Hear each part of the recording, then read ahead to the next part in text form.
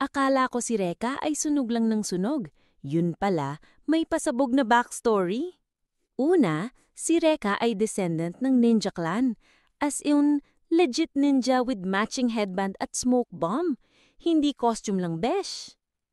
Pangalawa, may 8 flame dragons siya. Pero di lang powers yan. Mga dating tao yan na naging dragons. Imagine mo, ex mo naging dragon? Scary, pero loyal. Pangatlo, may curse si Reka. Kailangan niyang maging loyal sa kahit sinong talo sa kanya. Buti na lang di ako marunong lumaban. Baka maging jowa ko siya. Pang-apat, ang kalaban niyang si Kurei, kuya niya pala. Hala, family feud pero may apoy. At panglima, si Reka ay may time travel moment. Na-transport siya sa modern world mula pa sa feudal Japan. Lodi ng teleportation. Kung na-mindblown ka rin sa mga pasabog ni Reka, mag-like ka na besh.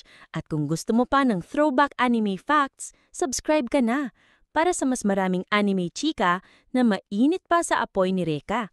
Kita-kits sa next video!